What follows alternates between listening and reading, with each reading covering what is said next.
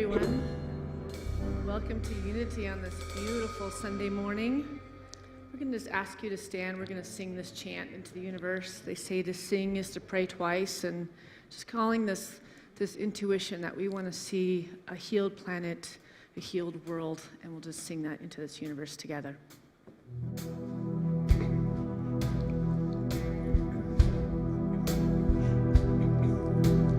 I hear all creation calling me to honor and respect all life. I hear the call, I hear the call.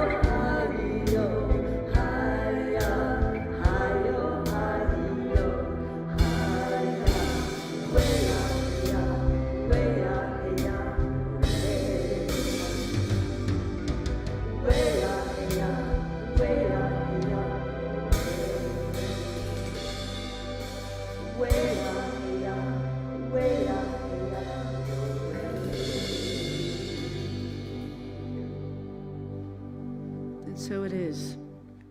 Amen. That music and the movements is a lot of what you'll experience today for the spring equinox ceremony that Norma puts on. It's all music like that with beautiful movements, and it's easy, and if you don't feel like moving, you can drum during the drumming circles of it. So join us at 6 today, and it's free. You can leave a donation, but it's a wonderful experience, and people always just rave about the spiritual enlightening experience they have with Norma. Right. Well, Norma's saying that if the weather is really nice at 6 o'clock, is that what time it starts? Okay, if the weather is really nice, you want to show up at the labyrinth. That is, go out to the garden. They're going to walk the labyrinth and have a special part of the ceremony there. If it's really nice out, pleasant, it's not too cold or wet or rainy. Well, even if it's a little cold, you could put a really warm scarf on, and to walk that labyrinth, it sets the whole mood for the equinox. And by the time you walk in a prayer, and it's such a beautiful, intimate experience. And I do the bowl. I do a healing, very big bowl that's a healing bowl on each person before they walk the labyrinth. So don't miss that. But if it's too cold for you, just show up right away at the fellowship hall, which is where the main part of the ceremony will take place. Good morning, everyone. Is there anybody here from another Unity? Okay. Is there anybody here for the first time? Raise your hand if you're here for the first. Oh, raise them high. Our ushers are going to give you a gift. Yeah. Yeah, come on down. Right down here. Raise your hand. Yeah. It's a bag of marijuana. So we want you to smoke it. Yeah. Smoke it after the service, okay? All right. Look, lots of good things are happening, even though much of the news isn't very good these days, but lots of good things are happening around the world. We are moving toward another new, beautiful way to be in live with each other. So keep that in mind all along the way. And you are really going to enjoy this talk being given by Syntysche.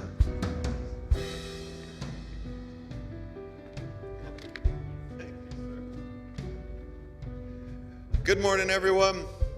Welcome to Unity of Boulder.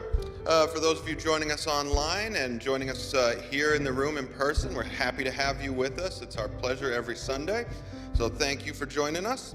I got a few quick announcements. I don't think I need to say too much more about tonight's Equinox celebration other than there's no sign up for it, you just show on up. There's no cost to it, we just take an offering. So come on out for that tonight at 6 p.m. And we have our men and women's book groups have already started. They started last Monday, but they're going to resume for their second week tomorrow night. If you haven't signed up but still want to, tomorrow night will be the last evening that you can sign up for it. After this, sign up for it is closed. It'll be $10 off if you sign up tomorrow. It'll be $65 for the last 4 weeks of the event. We have the book in the bookstore for it's $16.99 called The Only Thing That Matters. The men's group is led by our good friend upstairs there, Steve Hayes, and Deb King leads the women's group, co-facilitated by Syntysche. So if you still want to sign up for that, let us know in the office or online, or you can show up tomorrow night just before it and we'll have sign up for that. Our Easter show is going to be, on Easter, Sunday, April 17th. We're going to have a 9 a.m. and an 11 a.m. service. We already have tickets out here in the lobby, so you're welcome to grab some tickets, grab a few extras to bring a friend, a neighbor, a family member who maybe has never come to one of our shows before.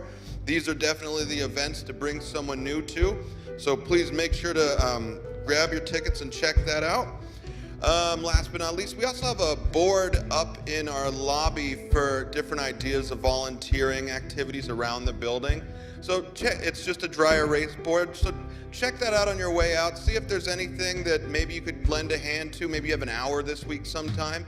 Sign up for it and come out and just work on something for a little bit of time. It's a really easy way to come hang out with the staff and help out Unity of Boulder. And we really depend heavily on volunteers, so please check that out.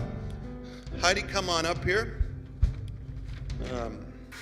I'd like to announce our special musician today and welcome Heidi Alina back to the stage.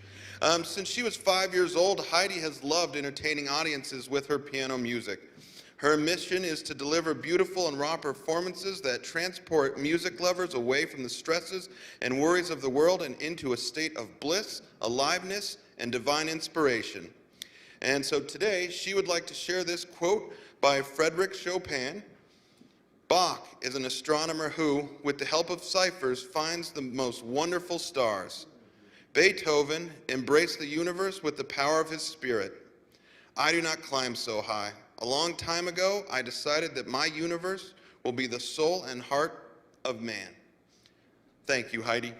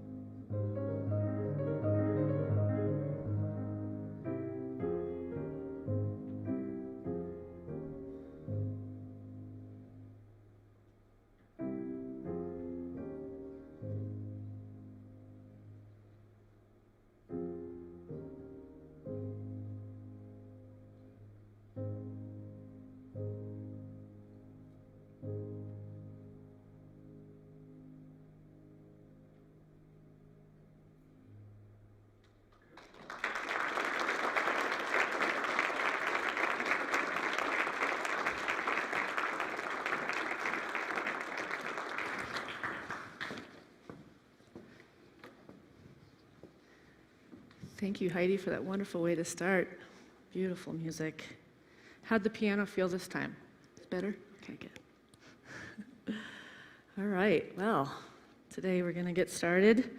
I'm not starting a new series. This is just a talk that's closing the last series, and I'll start a new one in the next few weeks when I get inspiration and Spirit says, what's next? The world is so interesting right now that you just have to really ride it to know what to speak about. And so today's talk title is Sourcing the New World from Within. And I got that title from a video that was sent to me on Messenger, and I loved the title. You will determine the quality of your life by what you pay attention to. We have a choice to live from spirit forward, when we realize that our heart is the entry point of every increment of energy. We then have to decide if it is more important to look at the disturbances of the world or look within into our inner sanctuary. Remember, Rumi says, the entrance door is inside of you. And if we've ever had a chance to be challenged to live from within during a time when things are so many obstacles in this world, so much denseness as energy, and it's really an opportunity to take to task our spiritual work, our spiritual tools. And this week I can honestly say I didn't turn the news on all week, and I was really in a better place than I've been the weeks before. But I found the more I'm turning the news off and not wanting to tap into that world and stay in that higher eagle point of view of looking at the world from this higher consciousness, this higher frequency. What is it for? Why is this all happening? I have people come into the bookstore during the week or make a phone call to me, and they just want to share some horrific thing that's happening in Ukraine. And I've been sitting with that today, wondering if that's, they want to see what my reaction is going to be. And if there's anything I can say to all of you as we're witnessing the hardships, we're all seeing plenty of hardships in our own personal lives right now, too. They're all uprooted, and our lives are uprooting because we are moving into a higher frequency of consciousness. And we don't need to test by shaking others with the hardships of life. Right, so I'm really asking you not to do that anymore with me. I'm a very sensitive soul, as all of you are, because we chose to be here at this time.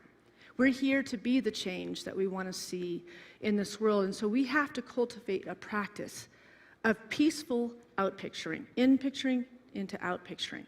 So do that for your friends. When they start to talk about these things that are terrible or horrible that are happening in the world, how can we change this conversation and start to look upon the promises that Jesus told us, that we will work the same miracles as he did if we go to the Father?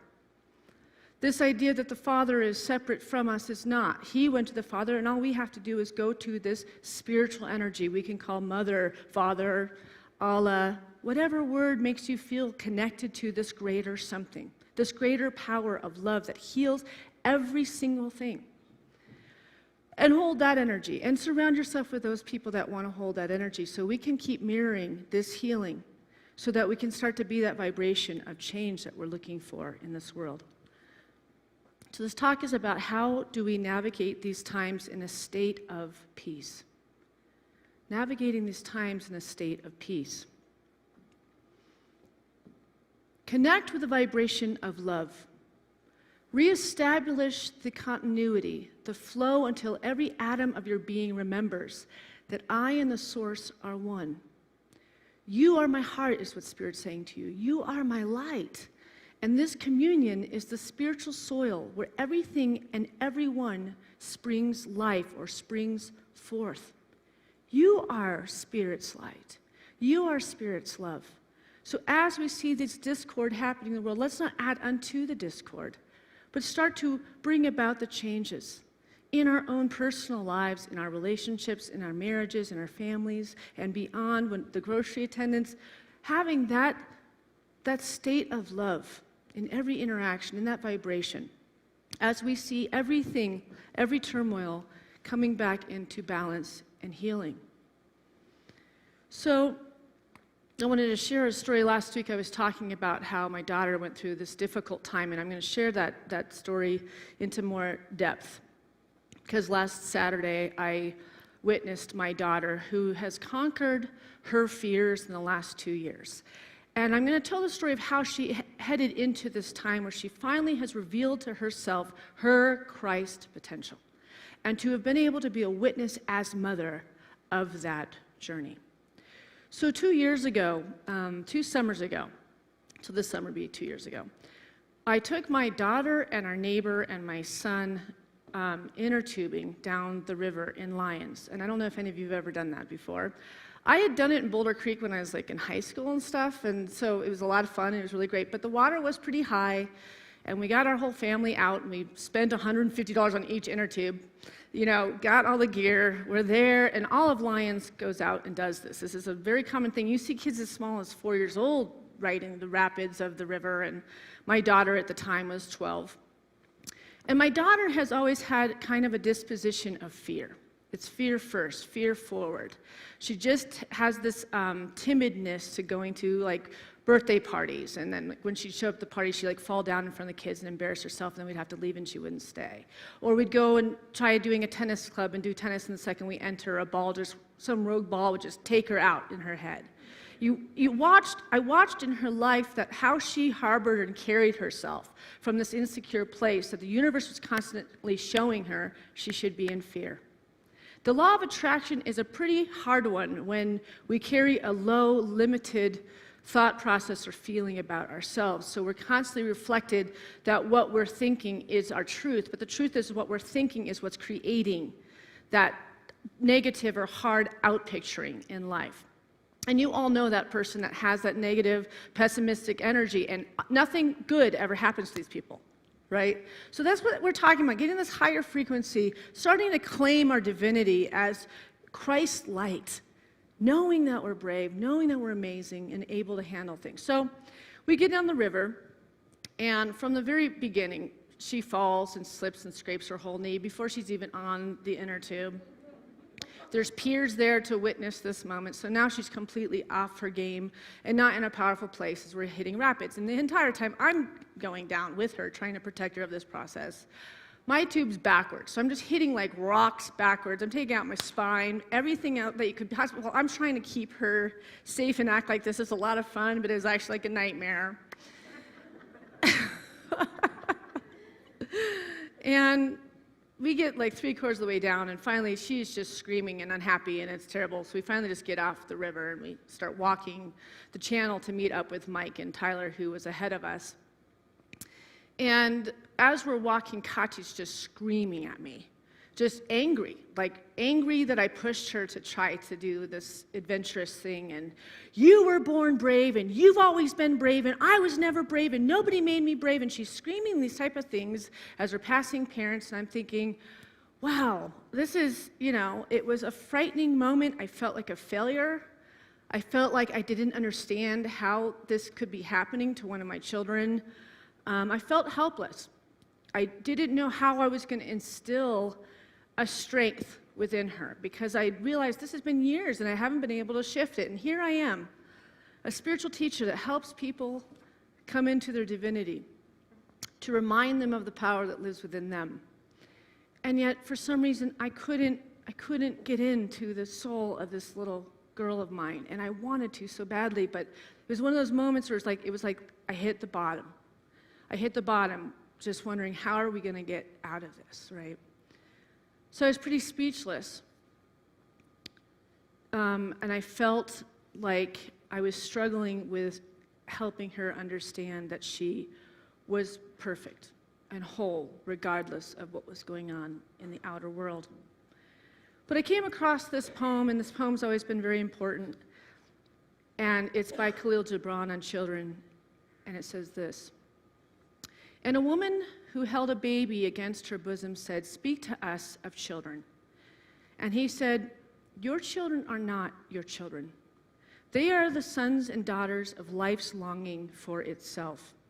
They come through you, but not from you. And though they are with you, yet they belong not to you.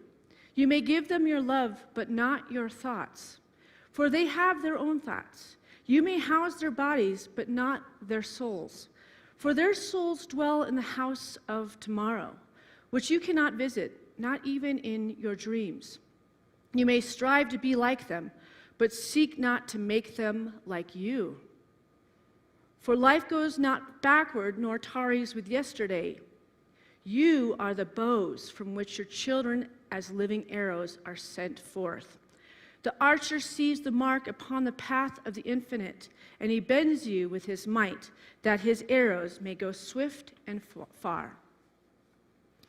That poem's always supported me when I've felt a helplessness in the process of parenting. And there's many hats of parenting. The little baby part to the 5 to 7 to the preteen to the teen are completely different parenting roles. Completely different. And I've had children so spread out. I've been in a couple at a time, and it can become overwhelming at times. But I realized that this is my daughter, but most importantly, she is an individual soul that has great work to break through this lifetime. She has something she's come in with, which we talk about reincarnation, and I've talked about karma a few weeks ago. Not that karma is something that punishes us, but karma, actually broken down, is memory of other lifetimes. So sometimes we carry in from another lifetime fears, right? We've heard about people that come in a lifetime, they can remember the whole military life in another lifetime, and they remember being shot down in a plane, and so they have a massive fear of heights, right? So something's in my daughter Katya that she's working through this lifetime. I knew she was God's child first, while I witnessed the beginnings of a dark cloud that surrounded her, which was a decline in her joy, in her childlike wonder. It was a decline of the light that I knew her as until this moment.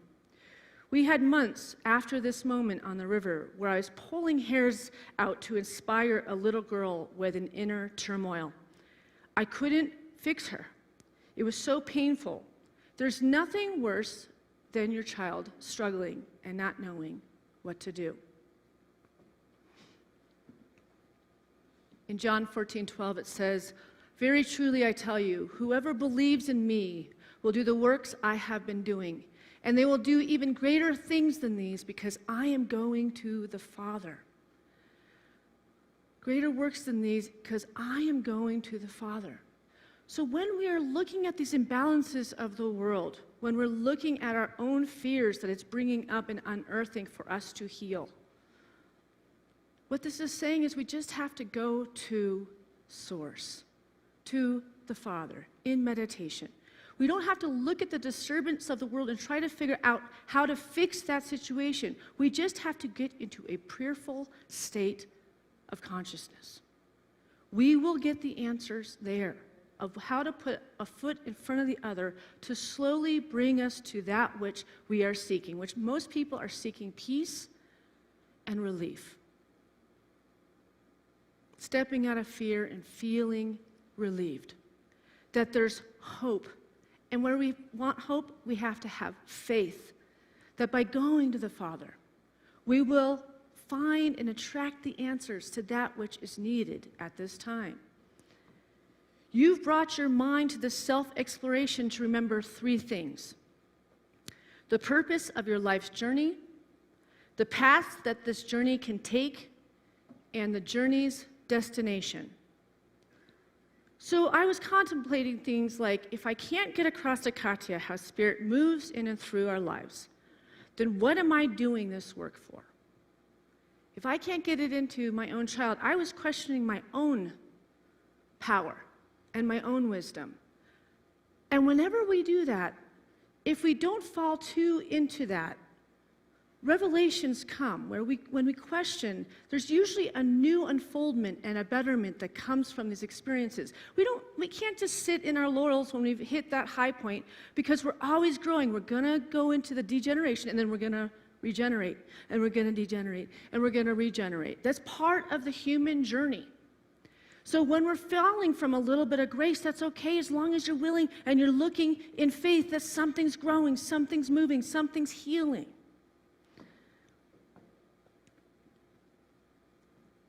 The Magic of Surrender by Kurt Blackson The miracle mindset is to be truly open to all possibilities.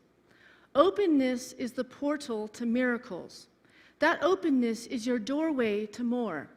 It is that availability to more that opens the flow of miracles in your life. The miracle mindset is to be truly open to all possibilities. We are the ones who are constantly putting limits on our life, while life itself is unlimited. Let's read that part again. We are the ones who are constantly putting limits on our life, while life itself is unlimited. That just builds faith. When you realize that unlimitedness, this limitlessness of power and prayer and beauty and unfoldment, that means we can heal any sick, any ail, any marriage, any issues. Because it's unlimited what we can overcome if we believe that it is possible. So I was sharing last week that I like to tune into shows that speaks to miracles. I like to watch medium shows where people talk to dead loved ones and analyze the Akashic records and how we all have abilities to speak to our friends that we've lost and the ones that we were really attached to having on this planet with us, and discovering the new language of speaking to ones that have let go of the physical but we know spiritually are still there. That's my food. That's my drug. That I live for. The spiritual awakenings, looking upon the things that are of the miraculous. And this is a video I shared parts of a few years ago. And I want to share this, and I'm going to move on with the sermon after this.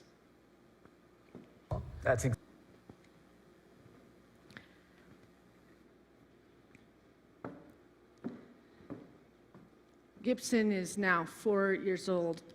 His doctors had a hard time with the idea that Charlie healed him with this woo-woo healing ability.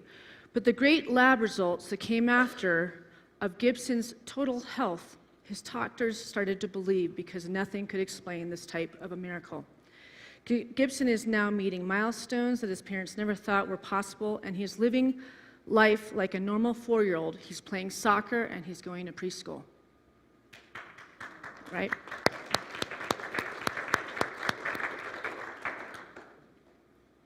There's so many people that walk this planet that have these abilities.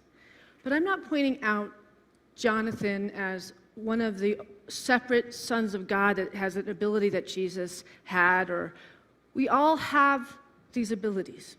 Have you ever had somebody when you're really feeling achy or not well and they just put their hands on your shoulders and you feel that whooshing of life force come into you?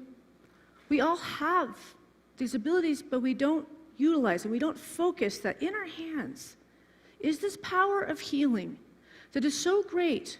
When you meditate every day and you really focus this channeled energy, we can do things with this energy. We can heal ourselves. When you're done with a meditation, you have an ailment on your body, put those hands on that spot and watch how it heals. When you believe that you can heal yourself and others, we start to get to live in a miracle existence that many think other people have the ability to do when we have it in the very midst of us. That's heaven in the midst of us, creating it here and now. And this denseness that we're seeing of this world that's distracting from the power that lives within us is there to bring the energy to us. What can I do, though, in the midst of this, while we can feel so out of control looking at all this? When in the midst of this, we can become the cultivation of spirit in action.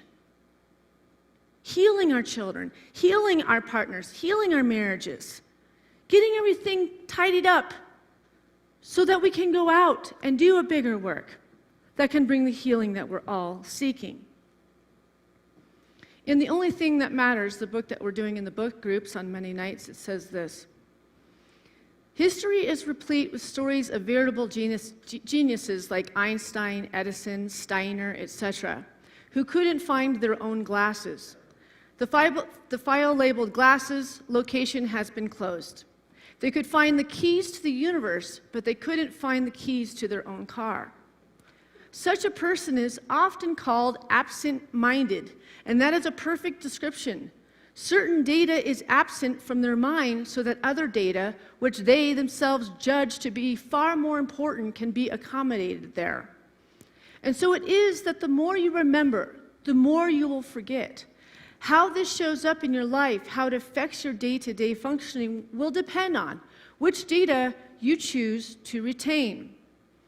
If you decide that the latest hit movie or the best strategies to help you to win the newest video game are more important than the whispering of your soul, then that is the data you will hold on to. And the wisdom of your soul will barely be heard, much less retained. You will determine the quality of your life by what you pay attention to. So let's take this moment and reflect on this last week, and what are you putting in your mind's eye? What are you feeding to your inner vessel?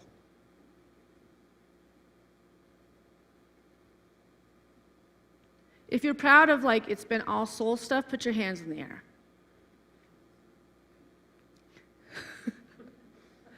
Good for you four.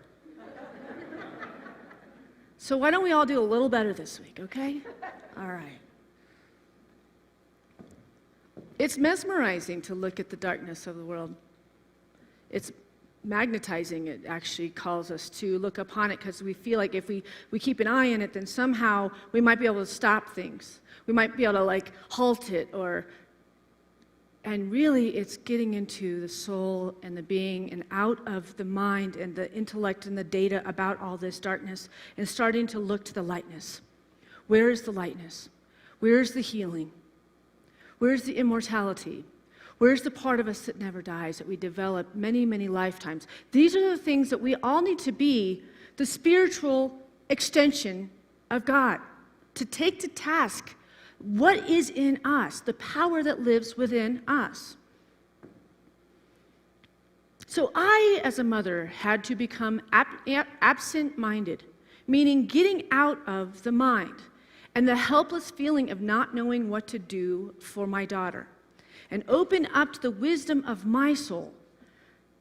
And I started visualizing her happy in my mind's eye, in my soul.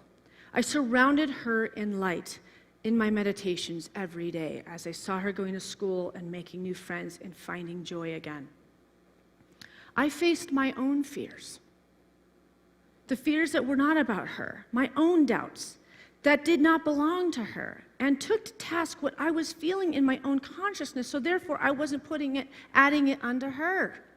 So I could be the Christ example of healing to guide her to her own power that lived within her to heal this depression, this not feeling good enough. So stick with me for a minute.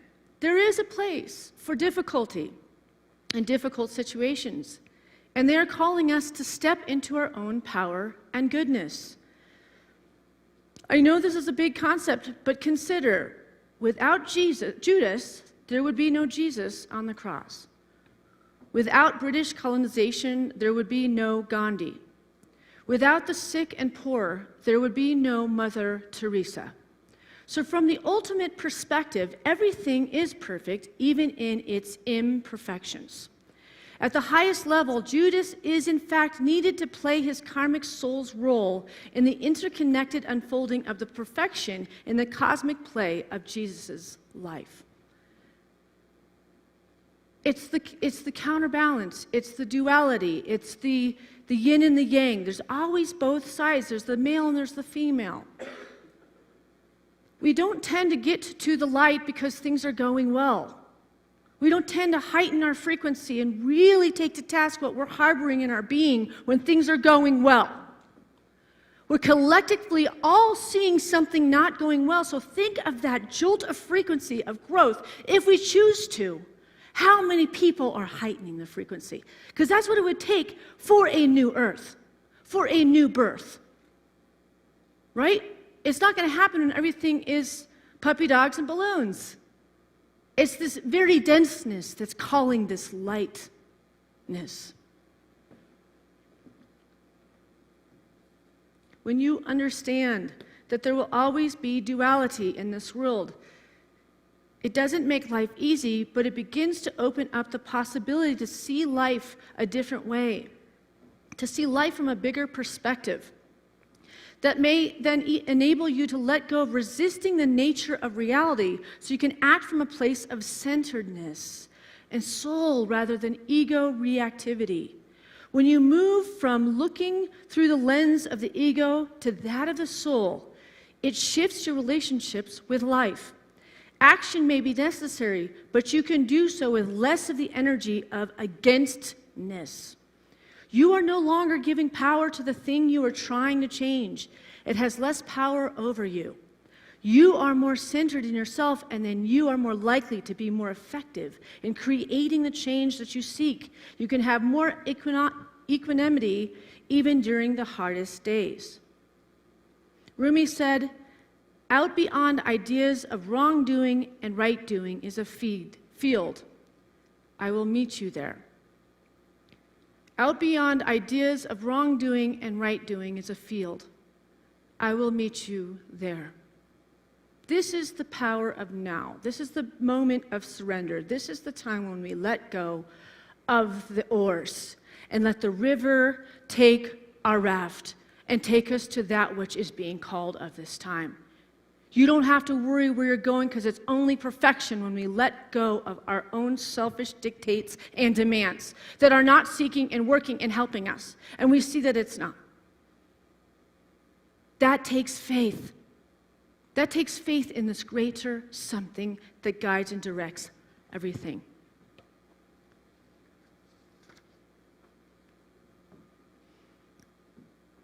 But consider that each and every one of us has a responsibility to control where we choose to place our attention. What you focus on will expand. The media would love for us to stay tuned into the negative cycle of the news and everything that is going wrong. Then we get jaded. We get skeptical. When we focus on all that is wrong with the world, we lose touch with what is beautiful. And this is when we lose access to miracles. This is what we must prevent happening if you want magic in your life and if you want a healed world. So Katya and I were reflecting on that inner tube situation this week, and I shared with her that I'd be sharing this with you, and she's more than happy for me to share it because she found her life, and she found it abundantly. And it was last March, so that happened 2 summers ago. Last March, I was on a walk with my daughter, and I just said to her, "I miss your smile and your laughter. And I'm getting really worried about you, Katya." And something about those words opened up the floodgate, and she started sharing everything that she was harboring in her being. And we walked for hours that day, and then we walked the next day for hours, and she just let it go. She let it go, and she let it go, and I just held the space. I was in that field with her, between doing and right doing and wrong doing. We were in the field. We were held by God. Well, I finally had the key to her soul. And I got to hold, and all I had to hold was pure, unconditional love of her being as she let it all go and let it go and leave her body. For months, it was leaving her, and she was coming back to joy, and she was coming back to her truth, and she was remembering other lifetimes, other vehicles that helped her get through these kind of things. And then she stepped into dance as a dancer. She danced her whole life, but all of a sudden, she now auditioned, wanted to be on this dance team. She's dancing 13, 14 hours a week. And I got to watch her last Saturday. And it's a different person. It is who I always knew was the Christ potential in her, but I couldn't have even dreamt it as beautifully as it has outpictured. It's one of the greatest visions of the spiritual working that I've had in my lifetime, like a true miracle. I literally watched this happen in my daughter, and she'll never go back. She'll never go backwards. This girl every day is stepping in. She is brave. She's asking. She's talking. She's speaking. Her grades are thriving because she found the love for this power that's in her.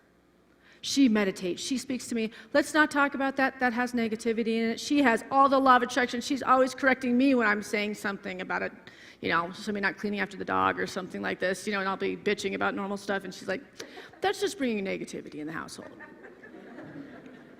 I'm like, thanks for sharing, Katya. We can't demand to know how the healing will happen. What will happen next, how it will all work out, or we will be anxious and stressed and maybe never take action. This is how we live life, the constant questioning. The constant questioning of the mind takes us out of the flow of miracles. So let's stop questioning the guidance that God so easily moves into our lives. When we surrender our limited ideas and open to the limitless possibilities of Spirit through us, life gives you clues when you need them. We just need to pay attention. Pray for a clue, and when you get one, don't question it. I want to take us into meditation now. So let's just get our feet flat on the floor. Kind of sit up in that seat. You really want your spine sitting up, not even necessarily letting the back of the seat hold your back up. If you can, get connected to your core. And let's just start breathing in deeply and letting the belly get fat. Like, think of the Buddha belly. Those breaths that all of us women were taught to not take in our ballet classes, it's time to let the tummy get soft. And just see how deeply and how much you can fill that tummy on your inhale. And feel the stresses and the limited thought processes leaving as you exhale.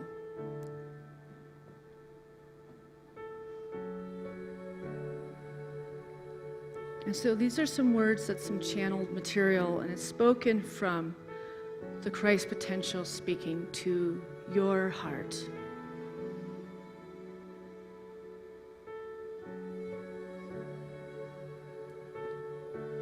You live from the Spirit forward. Your heart is the entry point of every increment of energy that then becomes your life and everything that you see in it. I ask you to return daily and even hourly to that feeling place of perfect faith, where you feel this astounding power of this love, where you recognize that I am your daily bread and I am your food in the spiritual and then physical.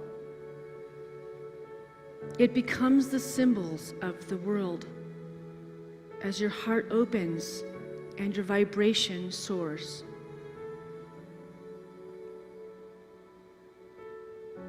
You will find your life coming more into accord at which your heart knows as the truth. But dear ones, don't stop there. Don't be fooled by looking outside of yourself for that which brings you what you need. Remember, it comes from love. It comes from me.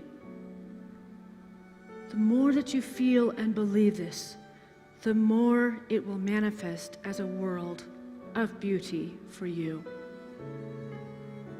As heaven on earth, as you see your life change and you feel the love urging you to take this action or that action, please go ahead.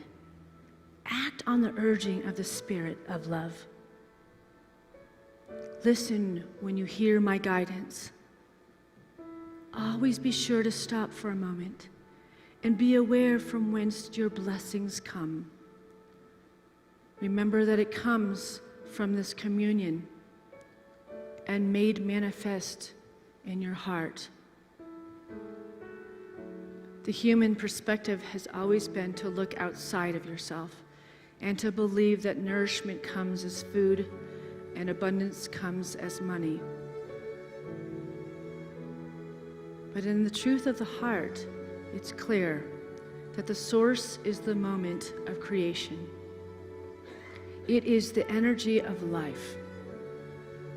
It is the power of living love, and then made manifest to reflect to the space that you live the level of our communion, the level of your deep connection to the endless life, to the I am. Beloved ones, we are making a shift in this world that means everything. It is the shift to love. It is the awareness of God. It is the truth of the unity, one life, breathing you and living in exuberance here and now. It is from this space that the new world brings into being. The world that your heart is creating. The vision that has been before you for the whole of your life.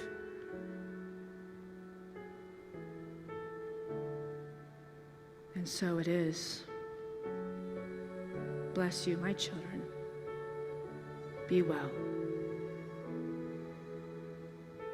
Amen.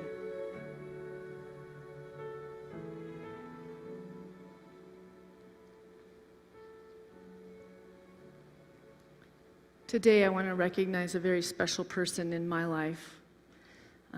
My husband, Mike. It's our 7th wedding anniversary today. And my life is so blessed because of this person in my life.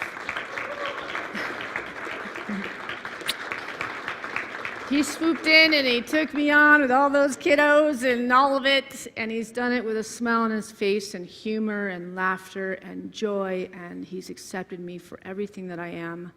And I accept him too, and it's a true blessing in my life. So I'm grateful, and thank you all for being here.